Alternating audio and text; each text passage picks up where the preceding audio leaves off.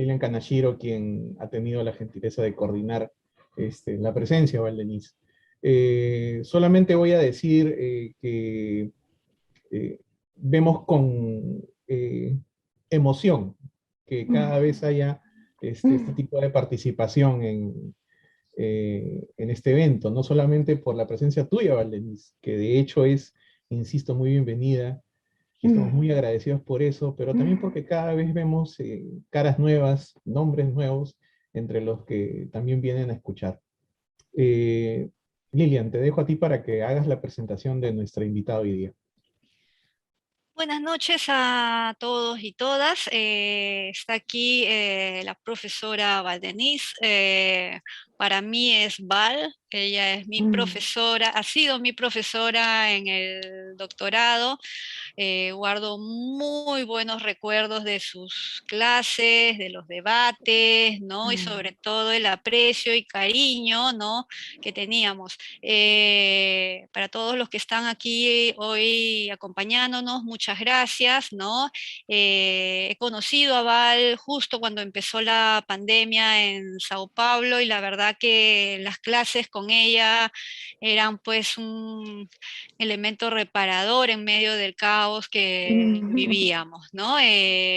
Valdenís no solo es doctora en comunicación, tiene mucha experiencia y conocimiento, ¿no? De la realidad brasilera, pero sobre todo de la realidad vinculada pues a las agencias, al marketing, ¿no? Y hay que reconocer que Brasil tiene una muy buena experiencia de los estudios de casos, ¿no? Es un mundo publicitario muy dinámico, ¿no? En constante cambio.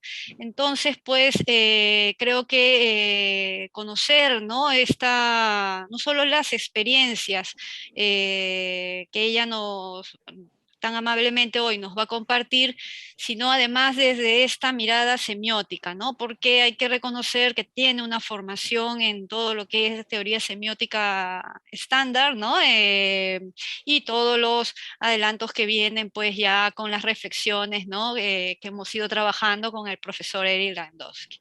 Entonces, nada, solo presentarla como mi querida profesora y ella nos va a ofrecer su presentación en portugués. Ha prometido hablar despacio.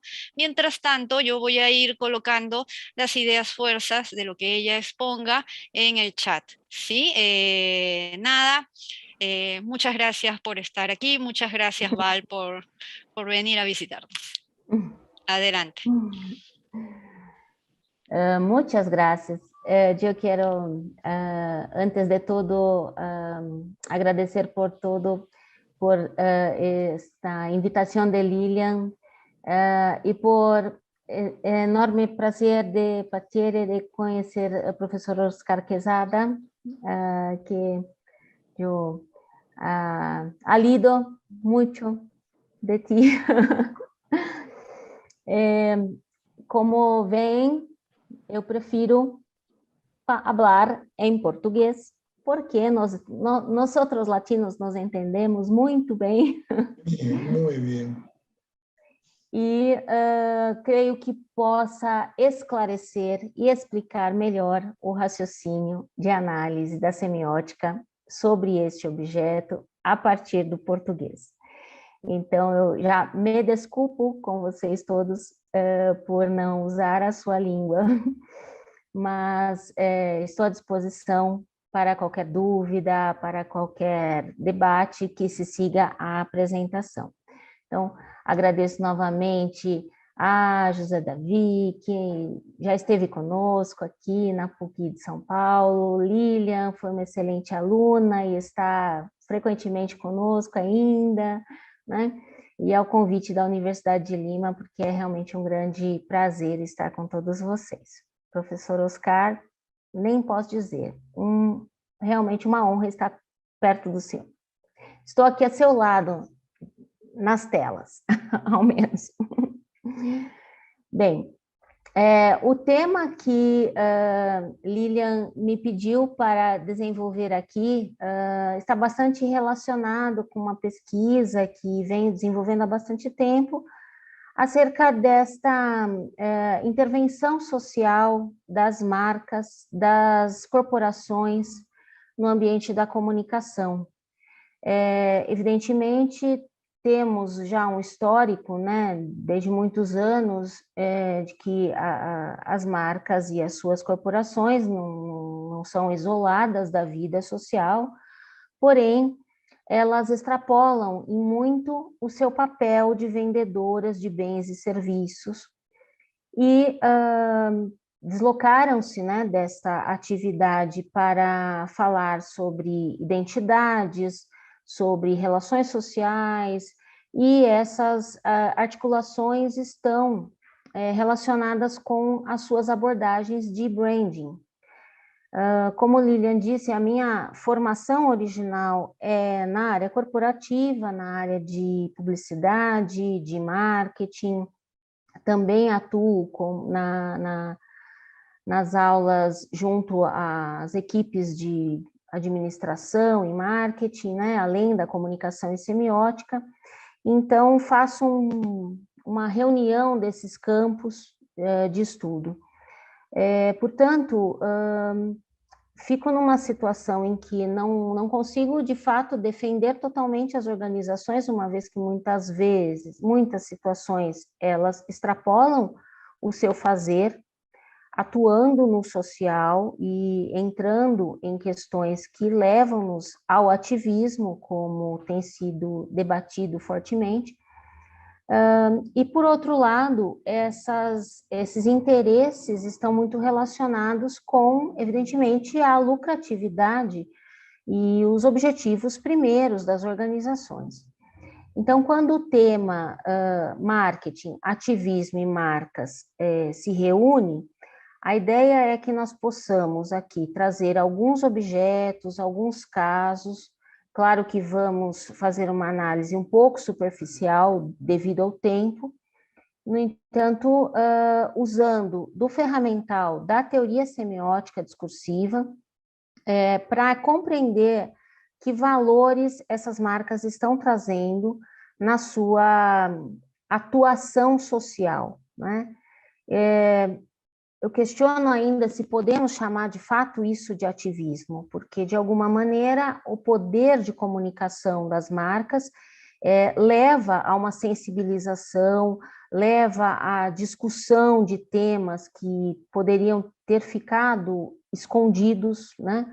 E que são demandas urgentes da sociedade, que eu acredito que no Brasil compartilhemos diversas necessidades que na região do Peru também são sentidas, porém, entendemos sempre que é uma posição de um destinador que tem seus interesses.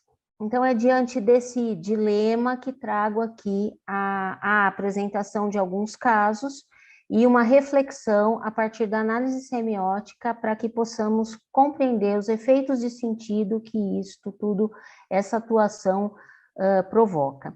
Então, vou compartilhar com vocês uma breve apresentação de alguns casos para que possamos ilustrar esse pensamento. Vamos a ele aqui. Creio que possam ver a apresentação. Então, nosso tema é o ativismo das marcas. E o subtítulo do marketing social ao ESG. ESG é uma sigla que vem da língua inglesa e que significa Environment Social Governance, ou seja, a governança social apoiada nas ações sociais e de meio ambiente. Eu vou falar um pouco mais a respeito dessa sigla e desse conceito, né, que está sendo muito evidenciado nos últimos tempos. A pergunta que se faz diante disso, num cenário contemporâneo como o que temos, é se o ESG, ou ESG, como dizemos, é uma solução coletiva, em detrimento de uma perspectiva muito individual, sustentada até hoje pelos destinadores econômicos, né? Então, o fazemos dentro de uma perspectiva semiótica. Bem, então eu quero falar um pouco antes da evolução dessa posição das organizações, das corporações, na questão social, nas demandas que o entorno social traz, porque a corporação, a empresa, ela está dentro de um sistema, né, uma ecologia que envolve população, governo, organizações não governamentais, e que há muito tempo, né, na verdade, nós víamos doações de grandes empresários para causas nas quais eles acreditavam, né? Então, assim, um grande empresário é um admirador de arte, então ele era ali um doador para o mundo da arte, ou ele sentia uma necessidade, percebia uma necessidade na sua cidade de educação e fomentava ali uma escola para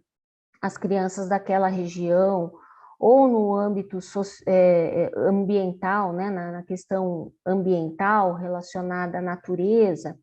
Só que existe uma diferença entre filantropia e o que se veio a chamar posteriormente de marketing social, quando as organizações viram que fazer a filantropia poderia ser um diferencial para a sua marca se isso fosse noticiado e associado à sua marca. Então, se instituiu uma segunda etapa que chamamos de marketing social, e que podemos categorizar em ações de âmbito cultural, nos esportes, nas ações comunitárias, como de educação, de saúde, e no marketing ambiental. Passado o tempo, já mais perto do fim do século XX, isso se estruturou mais fortemente. Já tinha sido definido antes, mas se estruturou mais fortemente dentro da ideia de responsabilidade social, que é esse segundo momento que vemos, né? A responsabilidade social corporativa, que se coloca como uma ação coletiva, uma vez que põe a empresa dentro de uma relação com o seu entorno, em que ela deve prestar contas daquilo que ela faz, ela deve devolver aos recursos que ela extrai da sua sociedade, né? E isso passa a ser, inclusive, uma estrutura dentro das organizações, né? Com planos, metas, pessoas dedicadas exclusivamente a isso. Porém, a realidade que vemos é que a responsabilidade social corporativa, ela se dá num âmbito de objetivos de uma determinada organização, e que, claro, vão oferecer diferenciais para a sua marca, dando mais valor à sua marca. Hoje em dia, tem se falado em ESG, que seria uma evolução da responsabilidade social corporativa, que está fortemente ancorada nas bolsas de valores, porque há setores financeiros que estabeleceram métricas de ações sociais, ações ambientais, relatórios de sustentabilidade, índices que podem promover créditos de carbono para as organizações, mas de uma maneira padronizada. Isso faz com que determinadas carteiras das bolsas de valores aceitem ou não a participação das ações daquelas empresas dentro dessas carteiras, desde que elas provem pelos relatórios que elas atingem essas métricas. Então, o que acontece aqui? Nós saímos de uma visão aqui que é interna, né, de cada organização quanto às suas ações sociais e ambientais, para algo que é avaliado por terceiros e do ponto de vista econômico-financeiro da valorização da compra e venda de suas ações. Aqui vocês têm definições um pouco mais detalhadas, eu não gostaria de ler essas definições, apenas destaquei alguns pontos aqui para estabelecer exatamente essas diferenças. Responsabilidade social diz respeito à obrigação de um homem de negócios, né, de se relacionar com o seu entorno. E em outra definição, vocês podem ver que as datas, né, mostram que não são definições tão novas assim, é uma coisa da metade do século passado ainda. Mas com sua evolução se fala que a empresa é uma aliada e corresponsável pelo desenvolvimento social. Então, ela está envolvida com todos os stakeholders, acionistas, funcionários, imprensa, governo, todo o seu entorno precisa receber respostas dessa organização. No entanto, aqui nessa consideração comparativa, o autor vai dizer exatamente que a responsabilidade social é uma forma de autorregulação com métricas próprias dentro da empresa, enquanto que no ESG são empresas, agências financeiras que vão avaliar se aquela corporação tem condição de estar dentro de uma carteira na Bolsa de Valores que responda por métricas ESG. Aqui, então, eu quero com vocês examinar alguns casos em que as empresas mostram ações sociais e que elas começaram naquele momento histórico ainda do marketing social, ou seja, de colocar sua presença para além dos seus produtos e serviços, para além desses benefícios, mas conversando com o entorno e dizendo que a nossa marca tem atuação na sociedade, faz o bem para o ambiente externo. Os exemplos extremos aqui do Itaú Cultural e do Centro Cultural Banco do Brasil estão sediados na cidade de São Paulo, são museus. E os nomes desses museus são exatamente esses que vocês veem aí acima. Itaú Cultural, Itaú, uma instituição financeira, e Banco do Brasil, outra instituição financeira. No entanto, são espaços museológicos, com exposições de arte belíssimas, são lindos espaços. E eu quis trazer as imagens desses espaços para vocês, porque este do Itaú, que está na Avenida Paulista, que é o centro financeiro da cidade de São Paulo, ele tem essa fachada futurista, essa aparência de coisa muito atual, muito tecnológica, assim como as exposições que são sediadas nesse lugar. Porque o Itaú quer dizer para todos nós que ele é um banco digital. Enquanto que o Banco do Brasil tem na força de sua marca a tradição, a experiência. Este prédio do CCBB, que é o Centro Cultural Banco do Brasil, ele acolhe exposições mais clássicas, né, de arte mais tradicional. Enquanto nós vemos videoarte lá no Itaú Cultural, nós vemos exposições das artes plásticas mais tradicionais no Centro Cultural Banco do Brasil, predominantemente. E o prédio reflete exatamente isso. Esse prédio está situado no centro de São Paulo, no centro velho, que nós chamamos aqui, né?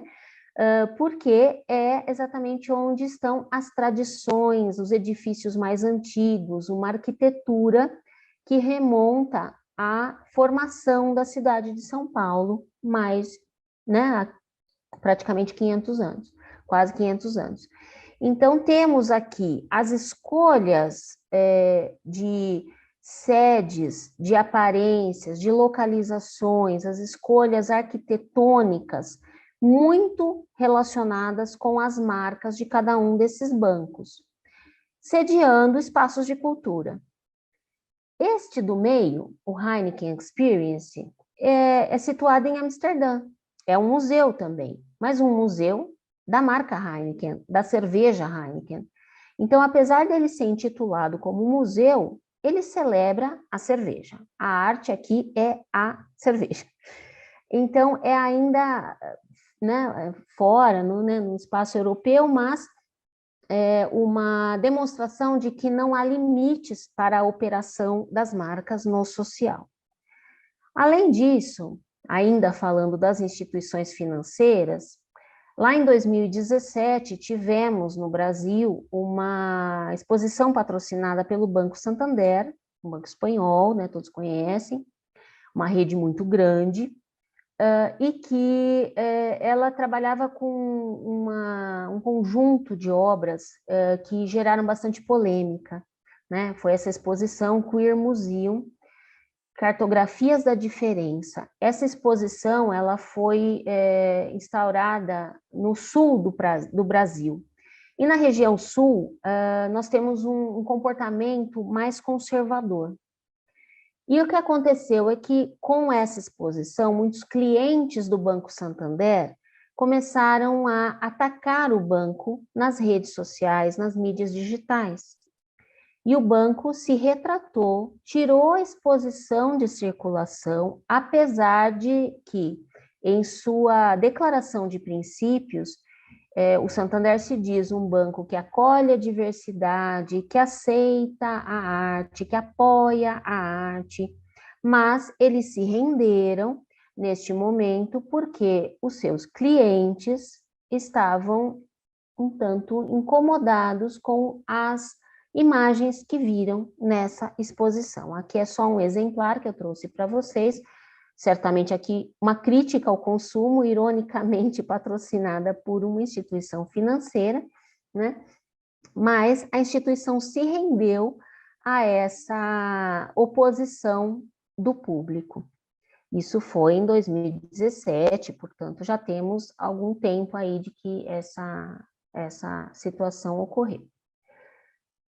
Outras situações que temos ainda aqui na cidade de São Paulo, o Teatro Renault. Renault é uma marca de automóveis, também este teatro está situado no centro da cidade, num prédio bastante antigo, ele acolhe muitos espetáculos de dança, musicais. E de outro lado, na Zona Sul, temos Unimed Hall. Unimed é uma empresa seguradora de saúde, que tem um prédio que já foi do Credit Card, que já foi também de outras marcas. Mas o que nós vemos aqui é que quando agendamos uma assistência, uma operação de lazer familiar, vamos a um show, vamos a um espetáculo, nós nos dirigimos a uma marca. Nós vamos a um Teatro Renault, a um Unimed Hall, para assistir um show musical, né? Entre, enfim, outras necessidades. Do mesmo modo, no campo dos esportes, certamente, né, vocês conhecem o Allianz Parque. Não é só em São Paulo que a empresa Allianz, a marca Allianz, cedia esportes, né? Tem uma arena importantíssima, por exemplo, em Munique. Mas aqui também é um lugar de esportes, de eventos, um grande centro cultural e artístico com a ocorrência de shows, de espetáculos diversos, né? Que também é capitaneada aí por uma marca, né? Além disso, uma outra frente de operações, como disse para vocês, as marcas elas estão preocupadas com diversos stakeholders. Entre os stakeholders estão os colaboradores, os funcionários e os candidatos a funcionários. Então, tem se disseminado também um princípio na atuação das marcas, que é o de employer brand, ou seja, o desenvolvimento de uma marca que passa a ser desejada pelos candidatos a trabalhar, né? E há enquetes, há pesquisas, né, que vão, então, investigar quais são as empresas em que as pessoas mais desejam trabalhar, né? E nós temos, por exemplo, na pesquisa de 2000, essas foram as empresas retratadas pelos entrevistados como as que mais seriam desejadas para se trabalhar. Entre os jovens, vemos frequentemente respostas como quero trabalhar no Google, quero trabalhar no Facebook, né? E esses são os espaços dos escritórios dessas empresas, que também constroem uma forte atratividade para que as pessoas queiram trabalhar como se esse espaço fosse absolutamente livre, né? Um espaço que permite criatividade, ele de fato permite isso. No entanto, ele exige produtividade também, né? Esses espaços fazem com que as pessoas permaneçam durante muito tempo aí dentro, tem cafeterias, tem academias de ginástica, eles têm diversos atrativos para que o empregado não queira sair dali, né?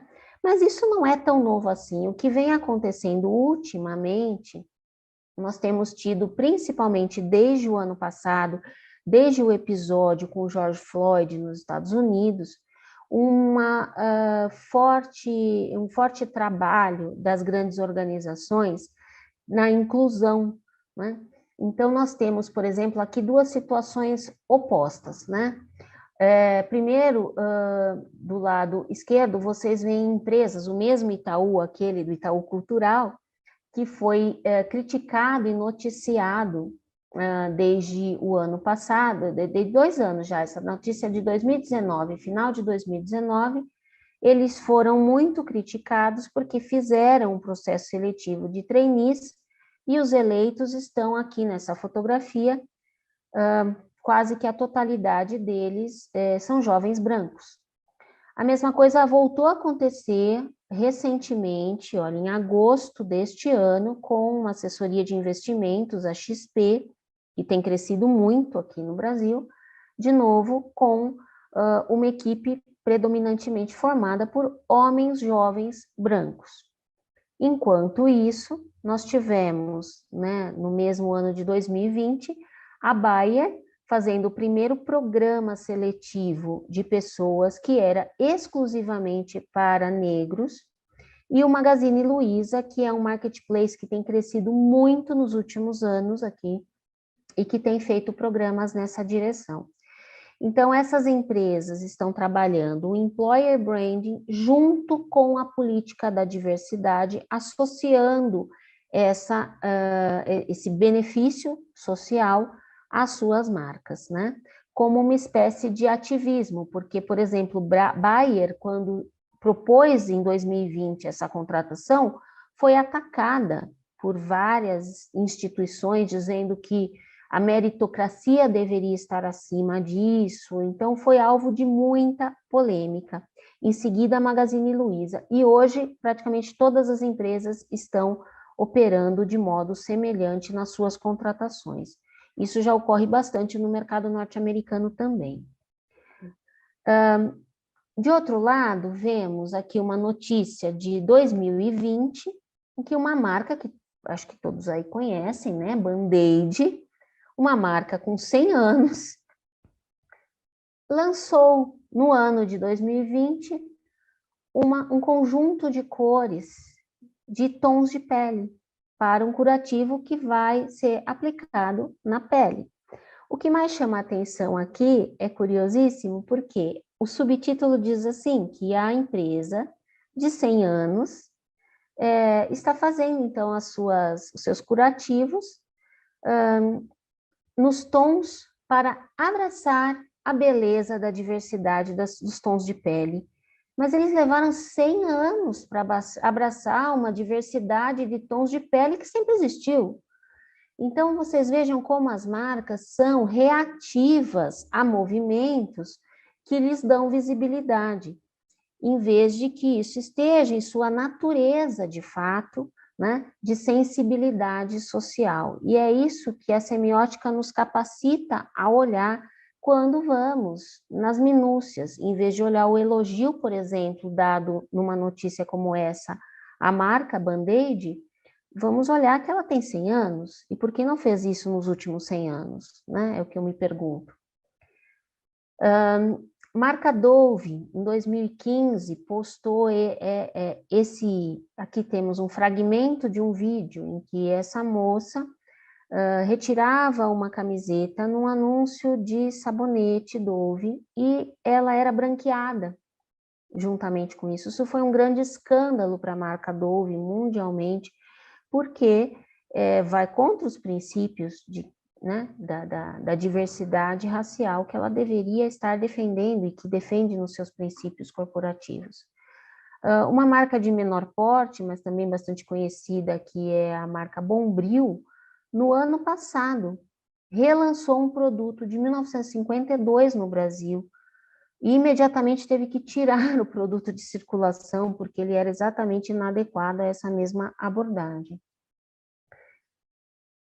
Então, eu tenho trazido aqui casos para vocês, vocês vão ver que tem 2015 e tal, porque nós estamos entendendo que isso seja um processo de aprendizagem das marcas extremamente atrasado em comparação com o que a sociedade vive, né? As novelas são muito populares no Brasil. Essa novela de 2015 trazia o merchandising da Natura, aqui o ator carrega um presente da Natura, né, para compor a cena, e a Natura, então, patrocinou essa novela que protagonizou um beijo homossexual com uma atriz muito conhecida no Brasil, a Fernanda Montenegro, né, uma senhora de mais de 80 anos. Imediatamente houve respostas, né, da bancada evangélica, que vocês sabem que no Brasil, no campo da política, nós temos bancadas, né, de deputados acolhidas, enfim, a partir da sua orientação religiosa. E houve, então, processos aqui de boicote, enfim, à novela.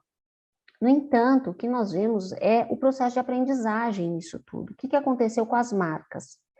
Logo em seguida, a marca Boticário, concorrente da Natura, fez uma campanha do Dia dos Namorados, exatamente com a mesma abordagem, mais enfaticamente. E imediatamente ela foi respondida com o mesmo discurso de boicote. No entanto, isso já foi um processo de aquisição de saber pela marca Boticário, que quando viu o que aconteceu com Natura meses antes, fez imediatamente a seguir a mesma coisa para provocar a polêmica. E aqui estou falando de polêmica nos termos da semiótica, né? Aquela construção de valor que, em vez de obter adesão, ela obtém polêmica. Mas ela fez isso estrategicamente para obter a polêmica e teve como resultado o quê? O prêmio de melhor campanha do ano, naquele ano de 2015. E as marcas foram aprendendo com isso. Então, até hoje, nós temos o arco-íris como quase que padrão nas campanhas publicitárias brasileiras, né? Assim como é padrão falar sobre a mulher. Marisa é uma marca de magazine, de lojas, né? Histórica no Brasil, existe há muitos anos. O slogan clássico de Marisa é de mulher para mulher, mas é uma marca que ela parou no tempo e outras a superaram. Depois que suas concorrentes fizeram diversas campanhas nessa mesma direção, similar à de Boticário, de Natura e tal, este mês, Marisa acordou e fez essa campanha. Juntas, somos mais fortes e mais felizes. Agora, em outubro, é celebrado o mês em que existe uma campanha de conscientização, né, para que as mulheres façam os seus exames, de modo a prevenir situações de câncer. Então, é muito tradicional já essa data, e Marisa, este ano, se engajou na campanha, colocou sua publicidade voltada exatamente para o Dia Rosa e para defender aí as mulheres e sensibilizá-las para os exames. Mas nós vemos que é um aprendizado, e ela se coloca no campo da comunicação como uma imitadora de narrativas. Aqui dá para perceber o quanto se imita e se constrói estereótipos a partir das imagens, né? Que são um outro elemento muito importante do plano da expressão e que nós podemos perceber que se torna lugar comum. Então, fico perguntando, será que o ativismo passa a ter algum efeito exatamente porque ele se constrói do mesmo modo como são construídos os estereótipos? Ou ele perde seu efeito exatamente porque ele se constrói como estereótipo? Isso é uma coisa para pensarmos todos juntos, não está totalmente respondida. Então, aqui vocês têm como comparação a campanha atual de Marisa, mostrando essa diversidade feminina. Aqui nós temos quase que com a mesma hashtag, né? Uma campanha do shampoo Seda, da Unilever, que é uma companhia mundial de higiene e beleza também. Seda é o produto de cabelo mais vendido no Brasil há muito tempo. E a hashtag da campanha de Seda é Juntas Arrasamos, também com uma imagem muito similar. Quem disse Berenice, marca de maquiagem do Grupo Boticário, do mesmo jeito, a diversidade das mulheres. Só que isso começou com Dove lá em 2004, na campanha da Real Beleza, né? Então, esses estereótipos, eles vão sendo reiterados, né, na expressão, construindo, então, um universo de sentido que passa a fazer parte do nosso dia a dia, que nós começamos a entender como simbólico, não mais semi-simbólico. Então, o que temos aqui, né? Que os envolvimentos os níveis de envolvimento dessas organizações com o social, eles podem se dar a partir de diferentes motivações, né? Já no marketing social, se dizia que há empresas que têm abordagem de obrigação social, ou seja, elas só respondem aquilo que lhes é exigido por lei. Eu tenho que pagar impostos, eu tenho que recuperar a água que foi gasta na produção, obrigações. A segunda é uma abordagem de reação, né? Aquela abordagem que seria mais relacionada à ideia de que aquilo que está em evidência me daria imagem de marca, portanto, vamos à reação social, ou à resposta quando essa empresa é questionada sobre uma atividade sua que tem impacto no social, e eu vou entender aí o social de uma maneira geral, como ambiental também, né? Eu não falei de muitos casos da natureza ainda, mas inclui também o ambiental. E a terceira seria a abordagem de sensibilidade social, ou seja, aquela empresa que antes que lhe cobrem, ela já propõe ações exteriores. Essa visão, então, em 3 níveis de abordagem, ela vai ser transferida atualmente do ponto de vista das bolsas de valores para uma agenda ESG, ou seja, Environment Social Governance. Um ponto de vista, portanto, econômico, baseado em métricas de sustentabilidade, de inclusão e diversidade dessas diversas categorias sociais que se veem não contempladas ou excluídas do social, né, das oportunidades, e ainda pela capacidade de trazer talentos que incluam essa diversidade no sentido do employer brand. Aqui vocês têm alguns dos sancionadores, né, aqueles que definem os índices de ESG no mundo. Então, nesse processo de aprendizagem e depois para chegar até a sanção narrativa, né, recuperando a estrutura do modelo de junção que a semiótica nos traz, a proposição de um objeto de valor por um destinador, a adesão de um outro sujeito a esse objeto de valor e sua transformação e realização de performance, e a posterior sanção que o faz estar conjunto com o objeto de valor. Então, esta narrativa nós vemos acontecer no tempo com as marcas como sujeito de Estado, que aprende a ser engajada com as métricas ESG, com a abordagem do social, do ambiental, para que ela seja, então, aceita dentro desse universo e sancionada. A Ambev, do grupo Ambev, que tem 70% das marcas de bebidas alcoólicas e cervejas no Brasil, ela tem entre as suas principais marcas a Skol também passou por um processo de reorganização e reposicionamento a partir desta campanha que foi veiculada no Carnaval de 2015, com essas frases: esqueci o não em casa, e essa foi a mais importante, tinha outras frases, mas essa esqueci o não em casa foi extremamente combatida por influenciadoras digitais, enfim, pela sociedade de maneira geral, o que fez com que a Skol, no mesmo carnaval, tivesse que reconstruir toda a sua campanha publicitária, porque esta era muito machista, né?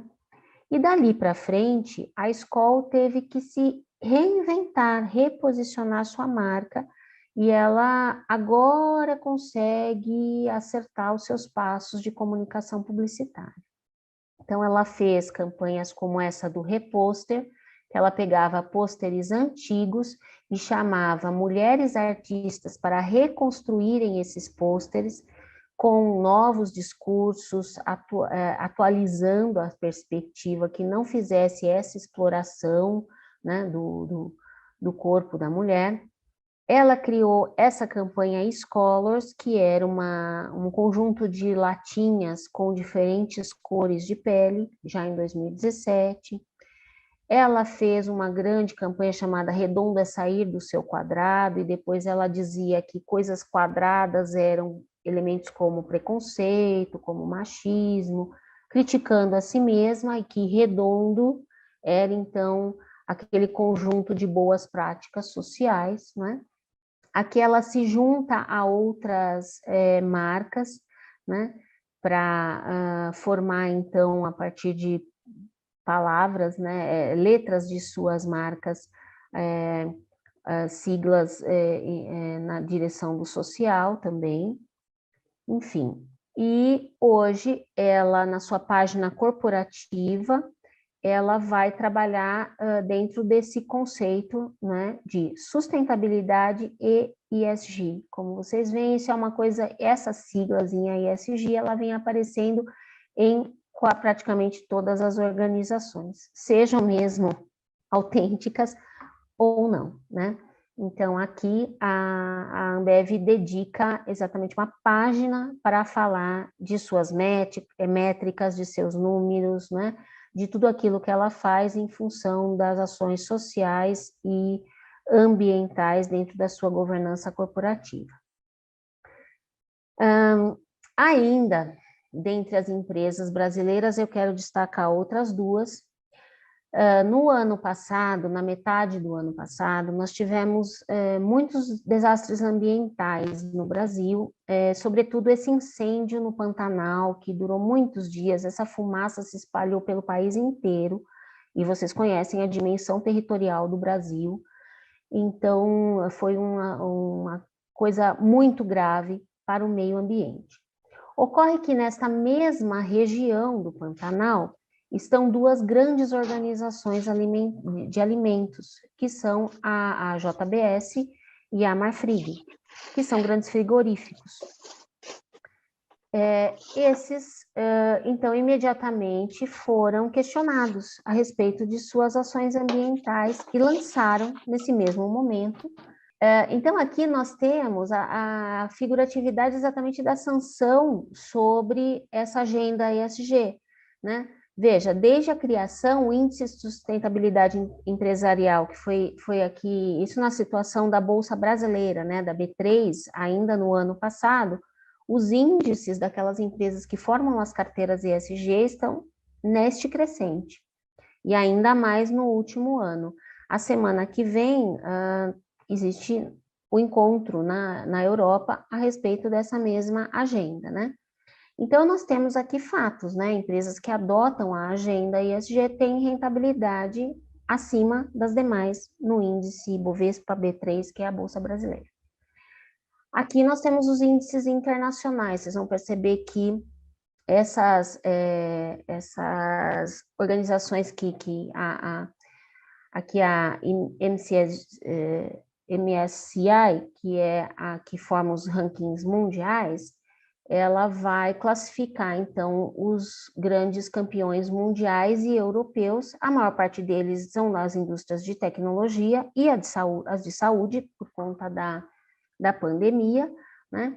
Mas todas elas dentro de uma agenda ESG também. O ranking exclui empresas de tabaco, empresas de bebidas alcoólicas, o que explica a ausência de algumas das grandes marcas mundiais. Mas vejam que interessante essa notícia em relação à empresa que nós acabamos de observar lá no incêndio do Pantanal. A JBS foi retirada da carteira do Fundo ESG europeu porque ela não apresentava índices de sustentabilidade razoáveis. E isso foi exatamente em julho de 2020, quando ela lançou o seu programa. Mas o seu programa promete resultados para daqui a 10 anos. A Bolsa Brasileira acolheu de volta a empresa dentro dos índices por suas promessas de sustentabilidade, mas não temos fatos muito concretos ainda. Bem, então, colocando toda essa estrutura narrativa dentro de uma concepção aqui do quadrado semiótico a partir da arquitetura da junção, né?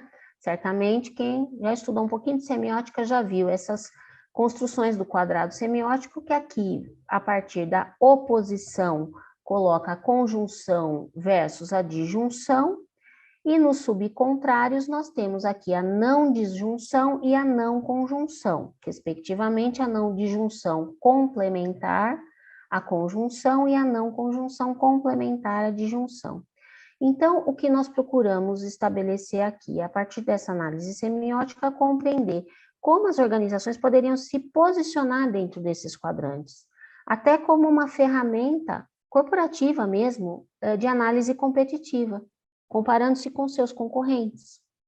Então, nós temos que, se a conjunção com o ESG é dada pela sanção daquelas agências de avaliação financeira, eu, por exemplo, não poderia classificar Heineken e Ambev, produtoras de cerveja, aqui, porque elas não são sancionadas pela própria definição do critério da métrica. No entanto, elas estão na mesma deixis, no mesmo eixo de valores, né? As que estão em conjunção com o ESG são aquelas de grande porte, que estão na tecnologia, que estão na área de saúde, mas não só, aquelas que também, a partir de seus relatórios, foram sancionadas como aqueles discursos que podem ser, então, incluídos numa agenda ESG e fazem parte das carteiras das bolsas de valores. Então, nós temos aqui empresas conjuntas com o princípio ESG. Suas marcas estão interrelacionadas com esses valores. Na disjunção, eu teria aquelas que não fazem parte das bolsas, mas também aquelas de ação individual, de ação pontual, ou que não fazem nenhuma ação social, nem ambiental. E aquelas que estão numa posição de não conjunção, aquelas que reagem apenas, que só respondem quando pressionadas, seriam aquelas não de sensibilidade social, mas reativas ao social. Então, eu poderia dizer que JBS e Marfrig, essas últimas do Pantanal, só começaram a fazer algo e noticiar, né, na sua assessoria de imprensa, como foi ilustrado ali naquela notícia de revista, que ela, então, estava começando a fazer ações, dizendo, o executivo diz ali, não há mais tempo. Não, não há mais tempo mesmo, né? Essa necessidade é muito antiga já. Então, ela está em não conjunção, uma vez que o Instituto, a agência oficial europeia, não a acolheu, apesar de, no caso brasileiro, a Bolsa a acolhe novamente, embora ela não esteja ainda apresentando resultados, mas promessas. Então, temos uma questão aí que talvez seja lobby, talvez seja uma outra necessidade. Mas vamos a um questionamento adicional. Nós começamos essa conversa falando, mas o ESG, então, ele não é uma coisa coletiva? Ele não é algo que vai trazer um bem social, né? Enfim, de fato, ele vai, porque no imperativo de que as empresas façam e divulguem essas ações, acaba acontecendo um discurso, né, dessas marcas, ou vários discursos dessas marcas, amarrando suas ações com o social e colocando algumas ações em benefício do social. Então, o que nós poderemos dizer é que, nos seus temas, nos seus discursos, elas elegem essas ações. Mais do que falar dos seus produtos e serviços, elas vão dizer que, em vez de falar, meu produto desempenha uma função que faz bem para a pessoa, ela vai dizer, o meu produto vem com itens biodegradáveis, ele é de uma embalagem totalmente reciclável, o que é desejável, evidentemente, o consumidor quer isso também. Então, nós temos aqui alguns temas que, pela observação de um conjunto de marcas, eles estão em alta, e alguns temas que, apesar de serem demandas sociais, não estão tão falados assim. que nós pudemos observar nos últimos 2 anos no Brasil foi um crescimento muito grande da agenda do meio ambiente, das questões de orientação de gênero, do feminismo, da sororidade, a questão racial apareceu muito, acho que eu peço desculpas a vocês que eu não escrevi aqui, mas a questão racial apareceu bastante, o empreendedorismo, sobretudo empreendedorismo feminino, né, como solução para pequenos negócios, como a vontade de realizar o seu empenho, uma vez que o desemprego aumentou por conta da pandemia, então faça você mesmo passou a ser uma solução. E a questão também relacionada a outras demandas, né, que envolvem esse fazer para que o sujeito consiga ter uma vida plena ou minimamente satisfatória, né? Então, o empreendedorismo versou muito sobre isso. Entre os temas que não estão tão falados, nós vemos a infância, fala-se, mas é um pouco menos, a questão da educação, né? Que está bastante relacionada à infância também, mas educação em todos os níveis, a desigualdade, né, na pobreza. Antes o marketing social ele realizava muitas ações comunitárias, essas ações comunitárias hoje elas estão relacionadas a esses grupos principalmente, né? A questão da cultura e do esporte, elas quando ocorrem, elas estão interrelacionadas com aquelas questões acima. A idade, eu tenho apostado que seja um item crescente, porque nós tivemos, por conta da evolução da pirâmide da população brasileira, nós tivemos um avanço bastante grande da idade das pessoas, né? Então, hoje é muito difícil para as pessoas com mais de 50 anos serem contratadas nas organizações. Se elas ficam desempregadas, é muito difícil se recolocar no trabalho. Os idosos estão em grande número, estão vivendo mais tempo, mais adoecidos e com menos oportunidades de trabalho. Então, esse tende a ser um tema de relevância nos próximos tempos. E dentro dessa organização narrativa, a partir desses temas colocados em discursos, aliados às marcas, colocados ali como parte de seus valores, o que se vê então é que a agenda ESG, em vez dela constituir algo que vá diretamente ao social, ela tem uma motivação, primeiro, individual enquanto valor, uma vez que o programa de base dessa narrativa, desse conjunto de narrativas, ele é a conjunção com o ESG. Então, o que essa organização quer é provar para o seu sancionador, através dos seus relatórios e métricas, que ela tem ações no social e no ambiental, e os programas de uso, que são aqueles que nós vemos principalmente na publicidade dessas mesmas marcas, eles estão resolvendo alguns problemas de ordem social, levando a algum engajamento no coletivo, porque eles estão em visibilidade nas mídias, enquanto esta ação de valorização em bolsa de valores é visível para os investidores, aqueles que avaliam e aqueles que aplicam em bolsa. Do outro lado, aqueles programas de responsabilidade social que não estão acolhidos nas bolsas, que são, então, valorizados e avaliados pelas próprias organizações, eles continuam nesse quadrante do não individual.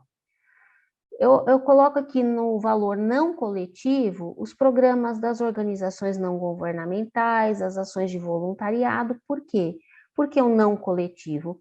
Porque ele faz algum bem, ele não chega a ser totalmente, né, motivado pelo individual, mas ele acolhe uma causa. Então, eu tenho uma pessoa que está interessada em proteger os animais, eu tenho a outra interessada em proteger os refugiados, e é uma causa. Então, é um grupo restrito, né? E fica para a próxima pesquisa, para o avanço, investigar a economia circular, que é inspirada na natureza, que vai como o ciclo da água, né, de ponta a ponta, desde que se chove até que essa água volta a evaporar e volta a formar as nuvens. Quer dizer, a gente tem um exemplo na natureza que pode ser trazido para o sistema produtivo de maneira geral, que talvez venha a ser colocado dentro da axiologia, de fato, do coletivo. Por ora, o que temos aqui? O ESG é um avanço da responsabilidade social, porque ele mobiliza mais as organizações, uma vez que tem uma moeda de troca aí colocada, mas ele ainda continua no plano da axiologia individual e não da motivação básica do coletivo. Então, temos muito a fazer ainda, né? Essa é a reflexão, e agora eu gostaria de debater com vocês, porque, enfim, essa é uma pesquisa em andamento. Então, volto a agradecer a Lilian, a José Davi, a Oscar e à universidade por essa oportunidade de compartilhar isso com vocês. Então, vou deixar agora para a Lilian me guiar aqui nas perguntas e respostas para que possamos debater juntos. Muito obrigada. Muito obrigada, Val. Bueno, es el momento de plantear las preguntas. Pipo, a ver si me ayudas. Bueno, primero agradecerte, Valdenis, por la presentación. Hemos tenido creo que un gran viaje por el panorama de la publicidad y las marcas de Brasil. Yo estaba tratando de pensar en algunos casos peruanos también, pero no sé si, creo que, Oscar, ¿tú quisieras hacer algún comentario? Sí, Pipo, gracias. Valdenice, excelente tu exposición. Es un trabajo de alto nivel, verdaderamente, porque me imagino que el corpus, en un nivel metodológico, me imagino que el corpus ha demandado pues un complejo trabajo, ¿no? de selección de acuerdo a la visión teórica, ¿no? Veo en la perspectiva teórica que hay dos grandes modelos acá, ¿no? El modelo greimasiano de la búsqueda, donde habría que preguntar quiénes son los partners del contrato inicial, ¿no? La sociedad como destinador manipulador es que ya existe a modo de contrato un modelo en el cual la sustentabilidad, la inclusión y la diversidad y el employer brand están afirmados como valores a ser realizados por las empresas en una dimensión pragmática del discurso. Si es así, entonces, pasando del destinador manipulador al destinador juez, encontraríamos una identidad del destinador manipulador con el destinador juez.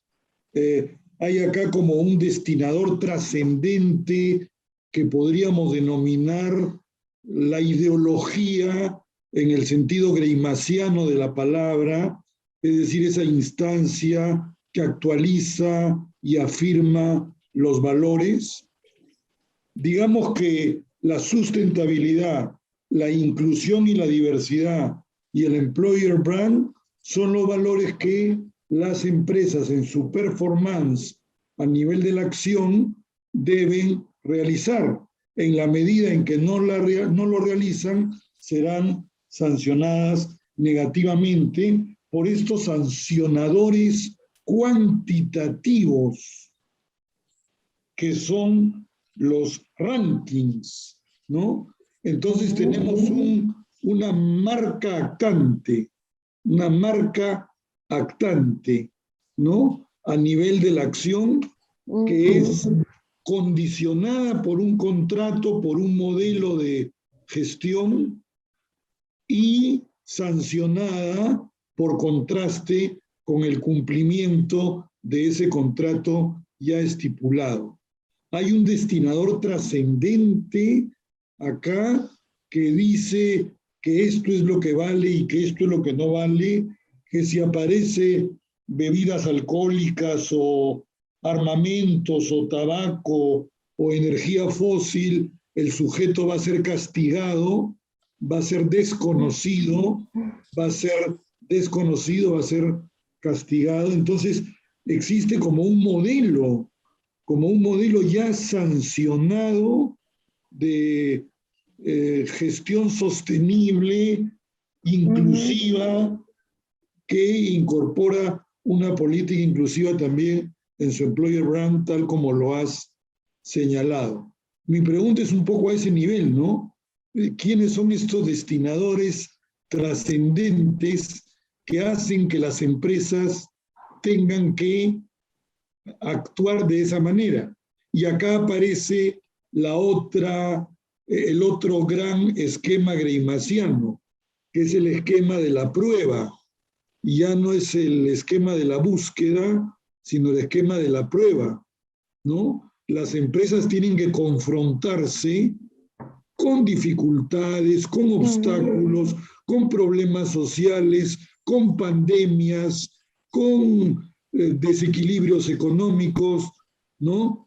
Tienen que dominar, tienen que imponerse, tienen que ganar en su propia cancha y tienen que resolver sus problemas. ¿Hasta qué punto la resolución de los problemas entra en tensión con la performance que el destinador trascendente exige a las empresas? Hay como un drama pragmático de la empresa, ¿no? Entre la prueba permanente, ¿no? Sobre todo, hablemos no de las corporaciones, sino de las empresas más pequeñas, ¿no? La prueba permanente, ¿no? De sobrevivir, digamos así, sobre todo en esta época de crisis económica, y la espada de Damocles de la sanción social de un destinador trascendente. Eso es todo como una reflexión. Sim, é exatamente isso, professor, se me permitir comentar aqui. Eu acho que talvez ele não seja tão transcendente, ele é bem concreto, ele tem nome e sobrenome, né? Como nós podemos ver ali, o Morgan Stanley, por exemplo, que é um dos grandes, não é? Porque eles ali estabelecem exatamente as métricas. E por isso mesmo que as grandes corporações de tecnologia estão entre as líderes mundiais, que são as mesmas que dominam todo o universo das comunicações, né? Que estão liderando a estrutura dos bancos de dados, o monitoramento das pessoas. Quer dizer, é claro que não posso fazer um paralelo direto de uma coisa com a outra, mas olhando pelos rankings, nós podemos perceber que são as mesmas organizações. É claro que esses rankings, eles são de grande porte, nós estamos falando das grandes corporações mundiais, né? E quando chegamos às bolsas locais, por exemplo, no caso da B3 brasileira, outras corporações vão aparecer. A própria Magazine Luiza, que foi uma das que eu coloquei aqui na apresentação, que faz esses processos seletivos de inclusão, e é uma empresa muito atuante e muito admirada, inclusive pela sua líder, Luiza Trajano. Hoje está no conselho, né? Mas o seu filho administra a organização, enfim, ela realmente é inovadora, é muito boa. E ela está dentro da carteira da Bolsa Brasileira. As empresas de pequeno porte, elas seriam cobradas por destinadores em outro nível. Sim, se houver, de fato, sensibilidade aí dos consumidores, da opinião pública em geral para essas causas, é provável que esta sanção se dê para as empresas de pequeno e médio porte a partir deste outro sujeito, né, da própria sociedade. Mas o que vemos é que a diretriz que deveria guiar essas questões, ela está mundialmente condicionada por um destinador julgador que estabelece ali os seus critérios daquilo que é valor ou não é valor. Então, esta talvez seja a grande preocupação. Se o Morgan Stanley resolver que a África não é problema, nada será resolvido ali, para dar um exemplo qualquer, não é? Então, não é a sensibilidade social a mandatória. Claro, pero las empresas terminan jugando el juego veredictorio, actúan por una ética de responsabilidad verdaderamente o por una ética de convicción, porque muchos hacen parecer que son responsables, el hacer parecer verdad, ¿no? Sí. Hacen parecer que son responsables, sí, pero no hay la convicción de la responsabilidad. Ellos hacen parecer para ser más rentables y para tener más lucro, ¿no? Sim, sim. Hoje eu li num jornal local a respeito da conferência de Glasgow, que deve acontecer dentro dos próximos dias, e uma executiva dizia, é bom que se trate da questão dos créditos de carbono, porque as pessoas vão falar muito desse assunto, ainda que seja greenwashing. Estava escrito no jornal. Então, de fato, tem até um despudor em relação a isso que me parece muito preocupante. E, nessa medida, creio que o ferramental das análises semióticas possa nos ajudar a localizar exatamente os valores. Gracias, muchas gracias. Eu que agradeço. Valdeniz, estaba sosteniendo acá una conversación paralela con algunos de mis alumnos que también te manifiestan su agradecimiento.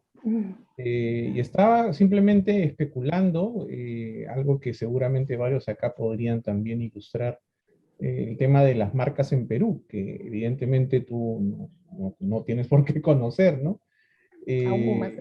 Y hablábamos un poco que hay,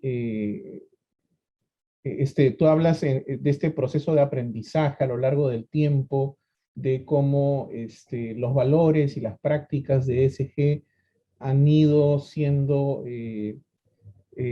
adquiridas como un saber, ¿no? Por las marcas y algunas empresas, ¿no?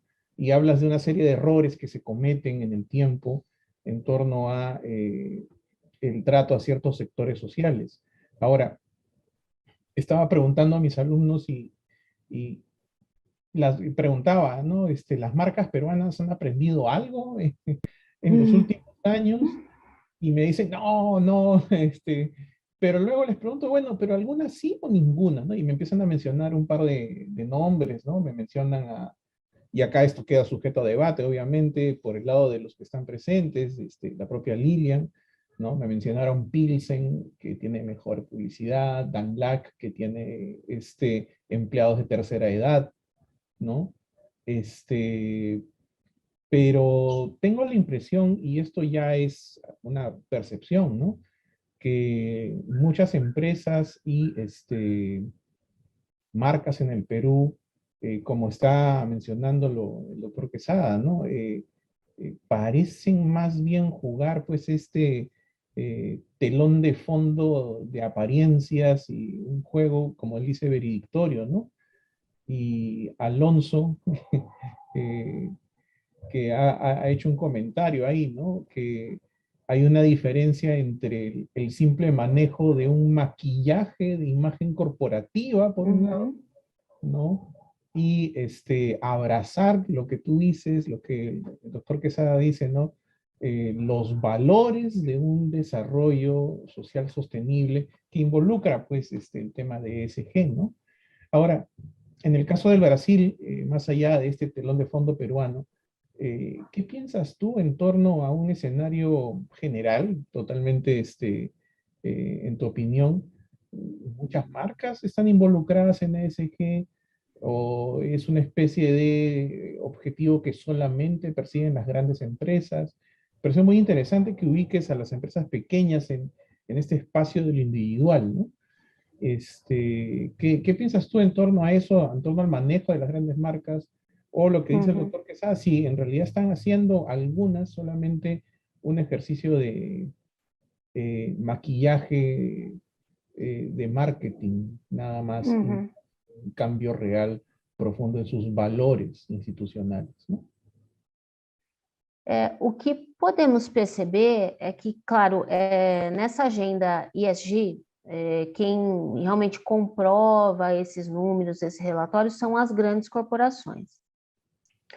As empresas medianas, quase todas, eu creio que estejam nesse mesmo nível e formas de operação como você mencionou que estão no Peru, porque acabam por colocar essas informações, os temas, as figuras nos seus discursos, na sua publicidade, fazem ações localizadas, mas é um processo de veredicção, né? E que nem sempre, de fato, é sancionado. Mas temos algumas iniciativas interessantes. Nós temos um grupo aqui no Brasil chamado Sistema B, que é de empresas de pequeno porte, que acolhe muitas startups, acolhe negócios novos, geralmente de pequeno porte, e que tem na sua natureza essa operação sustentável, essa operação voltada para o social. Então, estamos vendo nascer algumas iniciativas, né? O Sistema B é acho que um caminho bastante interessante, porque esses pequenos negócios eles já nascem dentro de um novo modelo, né? Então, acho que temos caminhos de esperança, vamos dizer assim, não só nas grandes corporações moldadas aí por essa motivação financeira, né? Mas negócios que são viáveis desse modo. Temos situações incríveis aqui, que eu acredito que vocês tenham também, né? Por exemplo, a energia eólica é uma coisa que anda a passos muito lentos. Temos uma extensão territorial enorme e poucas empresas nessa operação, né? 2 regiões só do país que tem algumas indústrias, quer dizer, temos oportunidades pouquíssimo exploradas, de modo muito pouco inteligente ainda, que seriam mais próximas dessa relação da economia circular, que, enfim, ainda não sei muito de economia circular, preciso investigar mais para falar com mais propriedade disso.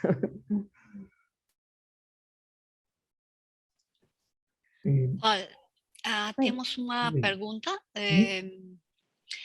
¿Cuáles son las exis, no sé si ubicas el término, exis recurrentes en lo colectivo, individual y no colectivo?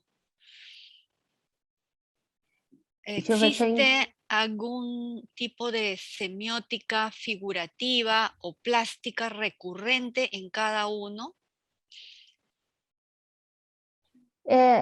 Não posso dizer que exista uma relação direta, talvez semi-simbólica, né? Como parece que o questionamento leva a crer, que estabeleça o individual vai trabalhar dentro dessa direção, ou de figuratividade, ou de expressões plásticas, né? Na relação semi-simbólica, ou o coletivo, ou as suas negações. O que nós percebemos é que, enquanto axiologia mesmo, enquanto valores gerais, tem-se que, claro, a visão do coletivo seria, até historicamente, né, termos convivido com isso, aquelas que vão cuidar de diminuir a desigualdade, de trabalhar o senso de uma sociedade que se equilibra. No entanto, mesmo quando o voluntariado e as ações que eu posicionei ali no não no não coletivo, quando elas ocorrem, elas vão defender determinadas causas, né? Então, é nessa direção que foi colocada essa relação com o não coletivo, ainda não individual, uma vez que leva a alguma benfeitoria no entorno, mas vai defender uma determinada situação. Então, assim, eu não tenho uma relação exclusiva com esse individual e esse coletivo articulada com determinadas figuras ou figuras da expressão, né?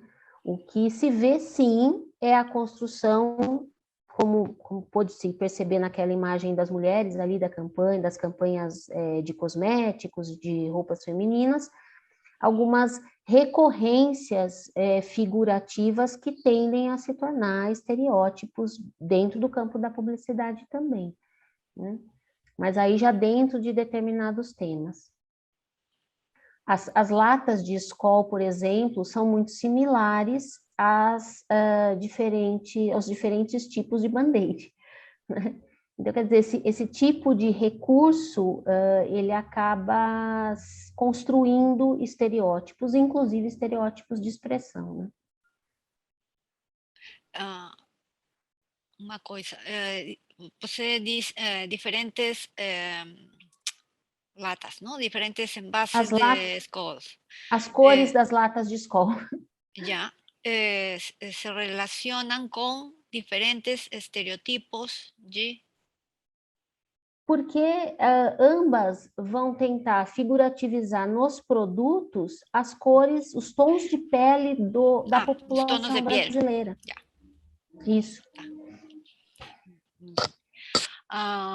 Otra pregunta. ¿Qué hay detrás como enunciador trascendente? No destinador, enunciador, ¿no? Y o manipulador do ECG, ou seja, esse ECG tem um manipulador, não? Ele é o manipulador em si mesmo. Eu diria que ele é um manipulador em si mesmo, mas ele tem canais de comunicação em que isso será discursivizado e assim assumido por enunciadores, né? Uhum. Então, no noticiário financeiro, a imprensa de negócios, regularmente vai recorrer a esse enunciador, vai dar voz a esse enunciador, para que ele possa, então, colocar isso, a discursivização de valores, né? E nós, no noticiário, temos muito frequentemente visto esse tipo de abordagem, né? Falando de empresas que sobem, que descem no ranking, enfim, então, tem sim manifestações discursivas deste destinador, que aí sim seria a abstração, né? A abstração máxima seria, temos aí um destinador que é o econômico-financeiro, que se manifesta concretamente a partir dessas consultorias dessas agências de classificação que tem seus manuais, esses manuais são acessíveis pela rede, inclusive, né? Há um comentário que acho que pode ser uma pergunta, não? De Alberto Trigoso. Diz, acha que há um componente do massificador, do massa, não? Em conjunção com o diacrônico, o avanço de tempo. Agora, considerar a inclusão social, diversidade de gênero, a responsabilidade ambiental está massificado. Então, as marcas para fazer-se notáveis, não? Para fazer prevalecer sua imagem, seu branding, devem acceder a estes grupos ou temas para acceder a mais pessoas e seus produtos. Então, acho que a ideia é que os temas como gênero, equidade, não é? Por ser de maior interesse massivo, faz que sejam selecionados, que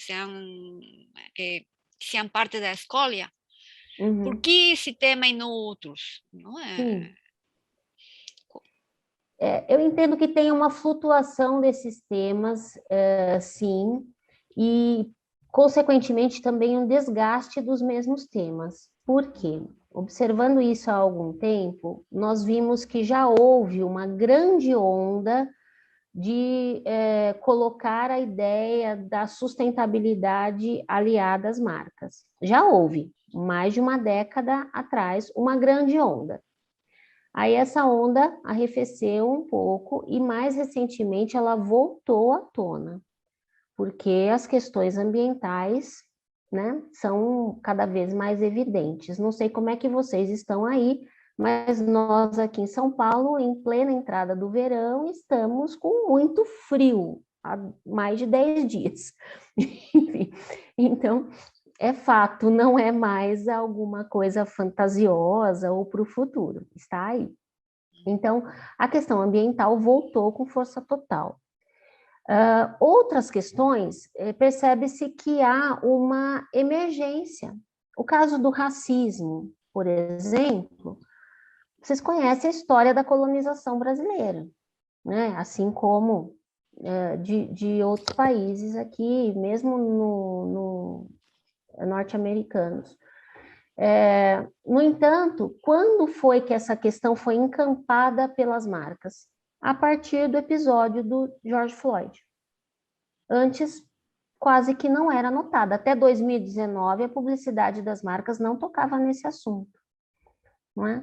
Então, há fatos que fazem aquele assunto vir muito fortemente à tona e as marcas desgastam muito rapidamente o assunto. Eu acho que esse é o maior perigo dentre as análises que eu tenho feito, porque as marcas, elas têm poder de comunicação, principalmente essas grandes, muito poder de comunicação. E, portanto, elas tornam as causas notórias, o que é bom, porque as pessoas também passam a se sensibilizar. Mas uma vez que esse assunto se desgasta, a marca vai buscar um outro assunto emergente. Por isso que eu acho que em breve nós vamos falar dos idosos nas marcas. Porque a coisa está para estourar em breve. Não é? Desculpa usar um termo, está para se expandir em breve. Voy a traducir un poco, ¿sí? Ella dice que en cierta manera algunos temas cobran vigencia por algunos hechos, ¿sí? Los fatos. Los hechos, por ejemplo, lo de Floyd en Estados Unidos, ¿no? O el tema de que hay signos claros, ¿no? Del cambio climático que, por ejemplo, afectan a su ciudad, en Sao Paulo, ¿no? El gran riesgo, por eso me parece importante subrayar, es que las marcas terminan produciendo un desgaste con respecto a los temas por el uso, ¿no? de utilizar estos temas sociales, ¿no? en sus campañas para satisfacer estas métricas. Ella piensa que hay un tema que va a empezar a entrar en vigencia, ¿no? que le llama idadismo, o los idosos, ya ese término no se suele entender bien, ¿no? Idosos son las personas de lo que nosotros llamamos tercera edad. Sí, entonces ella considera que ese tema va a entrar en agenda con fuerza, ¿no? Y probablemente también, ¿no? Las marcas las van a absorber. Pero claro, la preocupación de la profesora, ¿no? es que el desgaste que produce, ¿no? El ejemplo que ella pone del racismo es que es un tema, no es nuevo, ¿no? pero se activa por momentos a partir de hechos y acontecimientos, incluso trascienden las fronteras del país. ¿sí? Entonces el peligro del desgaste, ¿no? Es un poco lo que está ahí pendiente. Pero ella señala que es probable que venga, ingrese un nuevo tema que está en relación con las personas de tercera edad. Y justo en la previa de la sesión de hoy conversábamos, ¿no? Para que me aclarara lo del idadismo, que probablemente, claro, todo lo que ha sido el impacto de la pandemia, ¿no? Esté justamente colocando el tema en la, ¿no? Y probablemente pueda ser que las marcas la absorban, ¿sí? Espero haber transmitido bien la idea. Perfeito.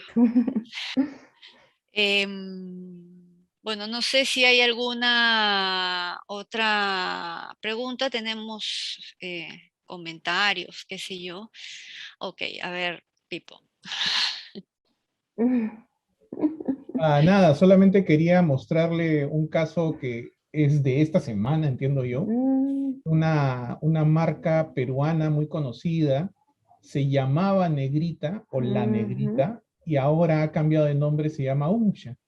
Y precisamente cambió de nombre debido a que tuvo mucha crítica recientemente por, supuestamente al llamarse Negrita, hay un sesgo racista en torno a un producto de comida, ¿no? Y acá tú sabes, el tema de comida es un tema casi sagrado, como para Sim, ceviche é maravilhoso. Entonces quería solamente ponerlo en escena porque es algo que ha estado pasando ahora, ¿no? Perfeito. Y hay un cambio radical en torno a la imagen y la preocupación de fondo siempre es, no es, está cambiando realmente la empresa simplemente al cambiar de nombre, al cambiar de marca, ¿no? O slogan, né? O slogan também diz a mesma coisa ali na tua imagem anterior. Saborea nuestra diversidad, ¿no? Saborear a diversidade. Claro, claro, ahí hay un cambio estratégico, ¿no? Sim. Pero yo creo que, bueno, más allá de comentar esto, creo que Elder también tiene algunas preguntas que está planteando ahí. Elder pergunta se o excesso de exposição da vítima, não, pode produzir uma despolitização da luta, não, e a banalização, não, hasta que punto ¿no? Se retira, ¿no? Del centro da atividade política, ¿no? E se explota a imagem da vítima, ¿no? Sim. Uma espécie de pornografia da imagem, ¿no? Não sei, você Claro. que acha? O que você acha? Eu concordo plenamente com essa afirmação. De fato, é um uso inadequado aí, né, da situação da vítima, que quando muito exposta pode, enfim, banalizar ou achar-se no campo social, ou daqueles que não são vitimados, em outro grupo, né, que os problemas estão resolvidos, né? Mas tem um outro lado, que talvez seja o lado da esperança, o lado bom das coisas. Temos um cenário de comunicação muito aberto, com a possibilidade de participação nas redes digitais, né? Então, temos também, quando as marcas abusam desta operação, muitas críticas feitas pelo público, como aconteceu com essa marca que o Zé Davi mostrou agora, em que, por reações públicas, ele precisa modificar a sua operação. Tivemos, alguns meses atrás, aqui uma marca de roupas femininas, no Rio de Janeiro, que uma moça havia sido baleada, faleceu porque estava em meio a um tiroteio numa comunidade, e essa moça era funcionária de uma loja. E a loja postou uma promoção dizendo que todos os clientes que comprassem uma roupa com a hashtag do nome da moça teriam desconto. E isso foi... Ok, a ver, voy a explicarles. Está hablando de un caso, ¿no? De una mujer, una empleada de una tienda que murió baleada en un tiroteo y la tienda no tuvo genial idea, ¿no? Que hacer una promoción, ¿no? De que si alguien compraba una camiseta, un polo, ¿no? Con imagen, supongo, ¿no? Bueno, no sé si cualquier camiseta, ¿no? Tenía un descuento, ¿no? Es decir, la tienda, loja es tienda, aprovecha, ¿no? El accidente, el lamentable suceso, ¿no? Para promocionar sus ventas, ¿no? Es Houve reação pública, felizmente, e a promoção foi retirada, enfim. Então, há possibilidade, né, de que o público, uma vez conscientizado, possa usar, né, da configuração da comunicação em rede para reagir e cobrar mais das empresas. Este é o lado positivo que temos aí no campo da comunicação. Vale, una pregunta. ¿Por qué es tan importante, ¿no? En la discusión de estos temas, ¿no? La sinceridad de la marca, ¿no? Creo que muchas veces, ¿no? Acho que muchas veces no estamos analizando, ¿no? Las campañas, pero acho que siempre está la pregunta por la sinceridad, ¿no? O por la autenticidad con respecto al compromiso, ¿no? ¿Por qué eso es tan importante? Finalmente es una empresa, una corporación, actúan como una organización y pareciera que le diéramos un tratamiento, ¿sí? A la empresa o a la marca como si fuera una persona, ¿no? ¿Ya? Realmente sincero tu compromiso. A mí me llama la atención eso, no sé qué piensas. Veja, Lilian, vários especialistas em marca, mesmo em semiótica, Andrea Semprini, né, semioticista italiano, já disse isso também, que as marcas estão humanizadas por vários motivos. Porque elas querem fazer parte da conversa junto com os consumidores, então se colocam mesmo como pessoas, com opiniões, com personalizações. Então se diz, a marca é simpática, a marca é acolhedora, né? Atributos humanos para uma pessoa jurídica. Então isso já vem de algum tempo e vem como consequência de um cenário concorrencial. Porque quando os produtos em si, produtos, serviços que dependem de tecnologia, de manufatura, de componentes, tendem a ser todos iguais. E a diferenciação da marca passa a residir na sua imagem de marca mais do que nos seus produtos e serviços. Mas esse é um discurso que os especialistas em branding já vêm dizendo desde o final do século passado, até um pouco antes. E que vai se alargando quanto mais o tempo passa. Então, as empresas vão se distanciando dos seus produtos para falar de racismo, de sororidade, de mulheres, de idade, e não mais de sabão em pó, de sabonete, de gelatina, de comida, né? Elas passam a falar de assuntos outros relacionados à sua imagem e se comportar como pessoas. Eu acho que em alguns países, como é o caso brasileiro, isso se agrava, e isso já veio lá no marketing social, porque o marketing social nasce de uma visão da sociedade em que o Estado, apesar de receber impostos, ele não provê tudo o que a sociedade precisa.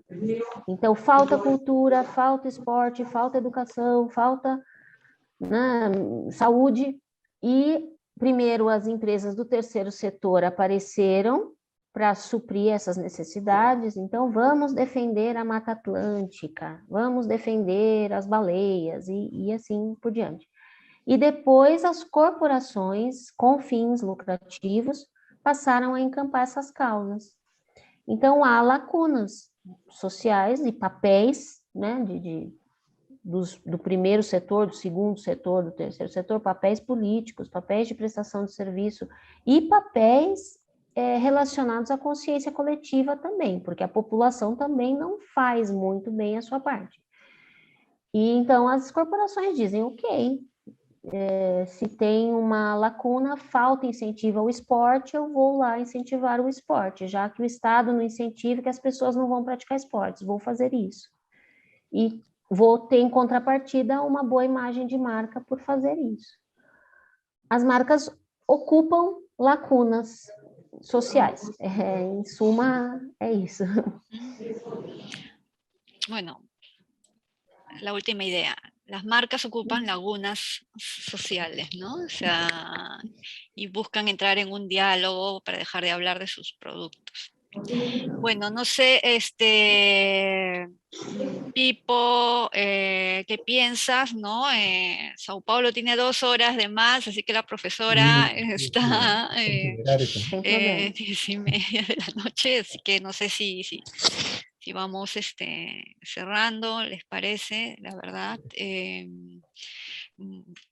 muchas gracias, Val, nos actualizas en muchas cosas que nosotros no manejamos métricas, ¿no? Pensé que estabas hablando de la universidad. ¿No? Pero bueno, la verdad que muchas gracias por compartir tu experiencia y tu investigación. Pipo, no sé si quieres agregar algo más.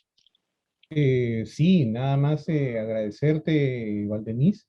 Muy apasionante, porque lo que percibo es que entre Brasil y Perú hay una especie de estadio diferente en torno a este tipo de percepción sobre estos valores, ¿no?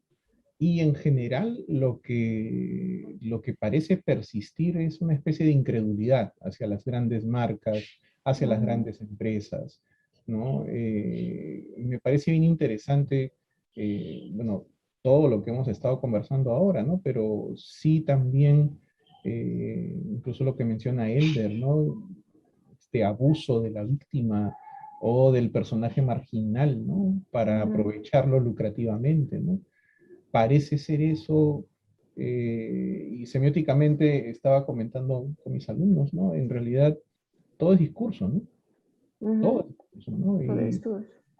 Las esencias semióticamente no son pertinentes y nuestra tarea es revelar qué hay en los discursos, si hay coherencia, no hay coherencia, ¿no?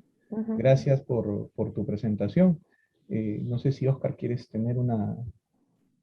No, bueno, yo también, muchas gracias, Valdenís. Hemos aprendido bastante de tu exposición. Un poco para cerrar mis inquietudes, yo diría con Roland Barthes que la ideología o es dominante o no es. Y aquí es evidente pues que hay un fantasma ideológico, financiero, económico, político, que a veces nos trasciende a los seres comunes y corrientes y nos moldea, ¿no? Moldea nuestras cosmovisiones, moldea nuestras sensibilidades, ¿no? Y yo sí me sigo preguntando con Pipo y quizá con Lilian, a propósito de la sinceridad, hasta qué punto pues ese destinador, antes de ser juez, es un intérprete que interpreta de acuerdo a sus intereses y que reconoce a unas empresas, desconoce a otras. De repente ese reconocer o ese desconocer también puede ser un negocio, ¿no? Y luego procede, luego de esa sanción cognitiva procede a la sanción pragmática, ¿no? A la entrega del Oscar o a la entrega del premio, ¿no? El caracol, ¿no? la empresa ganadora, y resulta que esa empresa ganadora se ha puesto una máscara, ¿no? El tema que le preocupa a Lilian, ¿no? Se ha puesto una máscara o está convencida de los valores con los que actúa, ¿no? Esa es la gran pregunta, ¿hasta qué punto todo esto no es otra cosa que un juego de máscaras? Algunas más caras que otras. Sí, incluso generadora de otros negocios, ¿no? O sea, porque ahora lo que está saliendo son las consultoras para empresas, ¿no? En materia de inclusión, ¿no? Es lo que está ahorita apareciendo, ¿no? Entonces, en fin, bueno, muchas gracias a todos aquellos que nos han acompañado, ¿no? En esta sesión. Esta es una de las sesiones más que tenemos en el grupo de investigación semiótica. Muchas gracias, Valdenise. La verdad que tenía muchas expectativas por lo de hoy. Muchas gracias a todos, que tengan buenas noches y un buen fin de semana largo que vamos a tener aquí en el Perú, ¿no? Entonces, muchas gracias y un abrazo para todos. Síganse cuidando. Sí. La pandemia, entonces, un abrazo para todos. Muchas gracias, Muchas Lilia. gracias a Gracias, todos. Foi Pipo. Gracias, Valdenise. prazer estar com vocês, viu, Pipo, Lilian, professor Oscar, foi muito, muito bom. Teremos outros encontros, se tudo Claro nos que permitir. sí. Claro que sí. Esperamos Sim. volverte a escuchar, Valdenise. Uma satisfação. Muito obrigada por tudo, pelo debate, gente. Boa noite a Gracias, todos. Pocha. Buenas noches. Boa noite. Muchas gracias. Bueno, agradecer a Katy Miño, a Marianela Vivanco por su apoyo constante desde IDIC.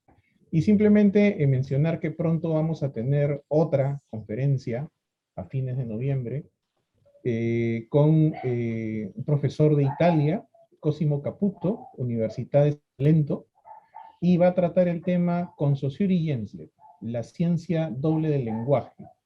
Así que vamos a tener semiótica de alto vuelo, porque vamos a hacer una reflexión sobre dos autores que son fundadores de la semiótica continental que nosotros estilamos acá y trabajamos ese tiempo. Así que estén atentos a las redes sociales, estén atentos a IDIC, a la Asociación Peruana de Semiótica, y nada, eso es todo. Gracias a todos por estar aquí. Gracias, Valdenise, nuevamente. Bueno, hasta luego, nos vemos en unas semanas por acá.